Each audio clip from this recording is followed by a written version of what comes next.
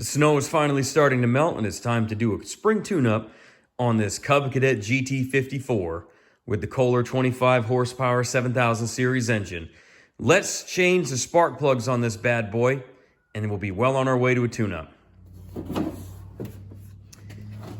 We pick the hood up on this thing, and you can see right on the front, this V-twin has a spark plug on each side of the engine towards the front of the Cub Cadet.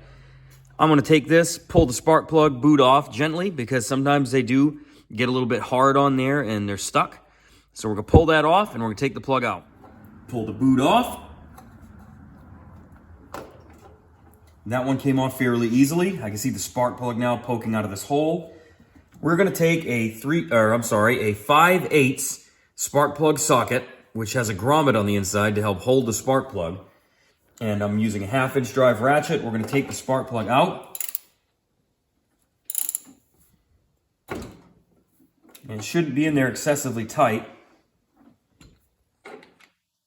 A couple of turns and I should be able to start getting it with just with the extension.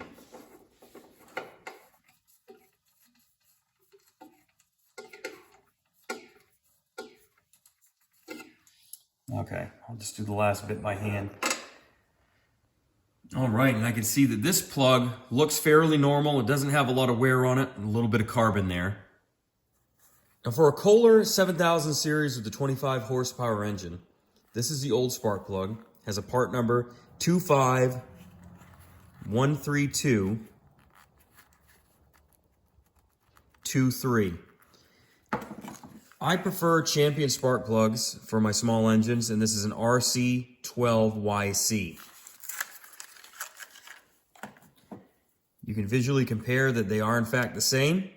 We're going to set the gap to 30 thousandths.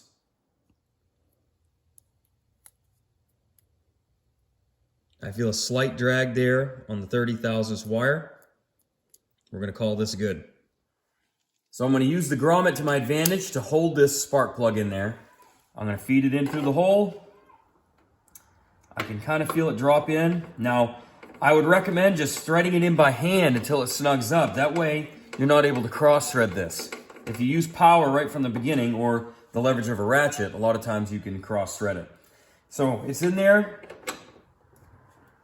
Okay, I can feel it now that it's snug right there. I'm only going to go about 1/8 of a turn to 1/4 of a turn. You don't want to put the spark plug in there too tight in the aluminum head. Now, the last thing I do is I use a little bit of dielectric grease on the spark plug boot itself. I just put a thin coating in around there and kind of a small bit on the spark plug so that when I push it on, that prevents this from drying onto this new spark plug for next time. This is said to be done every 200 hours. I'm a little bit under that now, but I just want to catch ahead of it.